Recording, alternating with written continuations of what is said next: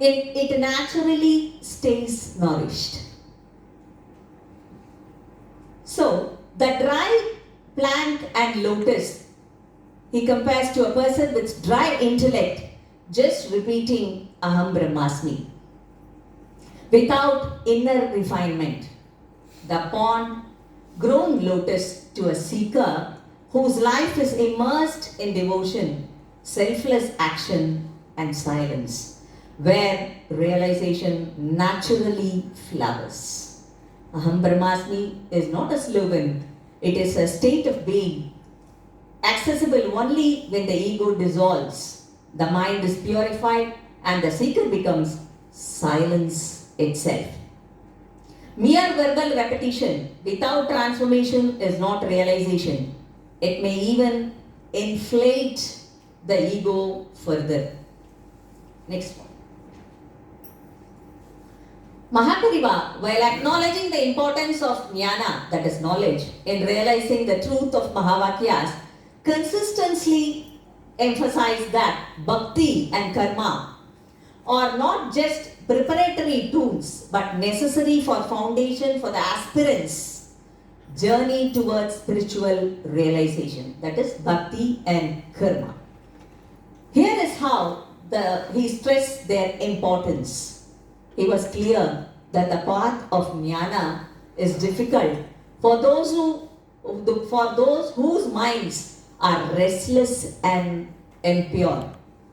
He emphasized the bhakti and karma serve as a necessary preparatory practices that purify the mind and heart, making it ripe for realizing the truth.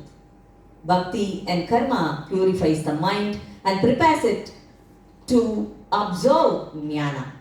Without purification, the knowledge will not stay in the mind.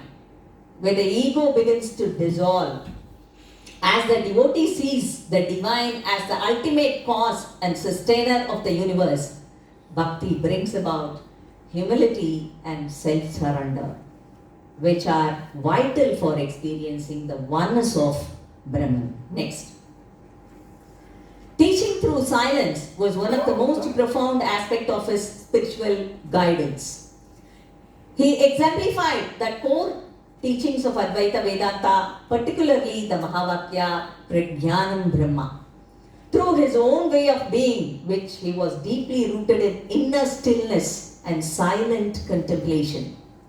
He himself lived as an embodiment of Prajnanam Brahma through silence. Mahaperiyava's silent teaching was a practice of embodying the truths he wished to convey. His silence was not passive.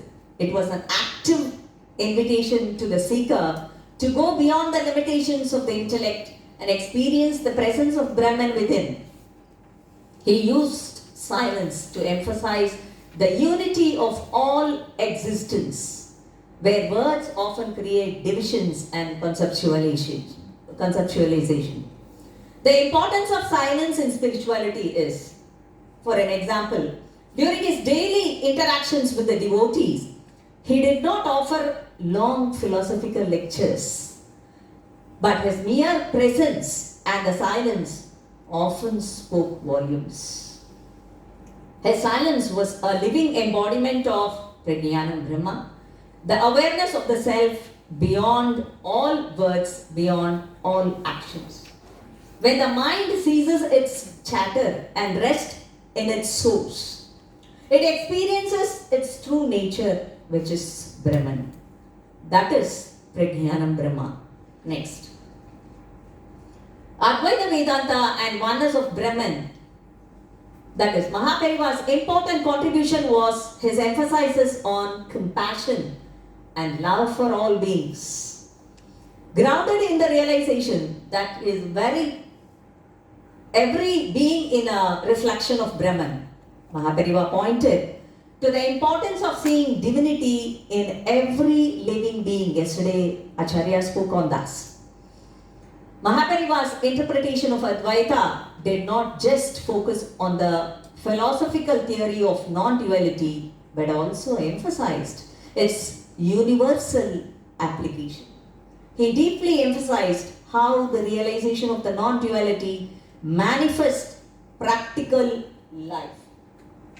The true realization of Brahman involves a shift in one's perception of the world and an understanding of the unity of all beings, which leads to life of compassion, humility, and selfless service. His teachings, firmly anchored in the Advaita Vedanta tradition, stress that realization of Brahman as the universal essence. Next. In his Devatin Kural, he interprets these ancient teachings in a way that makes them accessible and applicable to modern spiritual seekers who may not have time or inclination for deep metaphysical study, but who speak spiritual truth and inner transformation. He bridges ancient metaphysics with modern spirituality through his emphasis on silent realization. He emphasized that Brahman is not an abstract idea to be understood, but an experience to be realized. His interpretations create a bridge between theoretical Advaita and the practical spiritual life of modern seeker.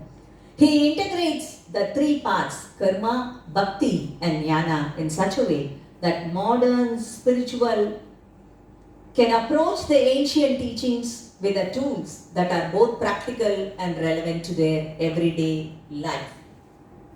Next. His statement highlights that spirituality is not confined to any physical location such as Himalayas or cave. Real spirituality is not about running away from the world life, but rather about realizing the divine in the present moment. Example, in the modern world, many people often think that the spirituality as something that requires a detachment from the society. A life spent in silence, meditation, and contemplation in remote places. However, Periyava teaches that true spirituality can be practiced anywhere, even in the midst of busy daily life. For example, a housemaker in a kitchen can practice spirituality by performing each task with love, mindfulness, and dedication, washing dishes or cooking food. If done with an attitude of devotion and gratitude, becomes an act of worship. The kitchen symbolizes an area where mundane activities of life such as preparing food can be transformed into acts of devotion, serving others, selflessly maintaining cleanliness, and cooking with mindfulness are always and all ways to practice spirituality in everyday life. So, next. Spirituality in everyday life. That is what, through his teachings, Periyava calls us to see the divine in all aspects of life and to cultivate a mindset of devotion in everything we do, making spirituality accessible to everyone, regardless of their circumstances of life. Hare Hare Shankar, Jai Jai Shankar, Hari Om.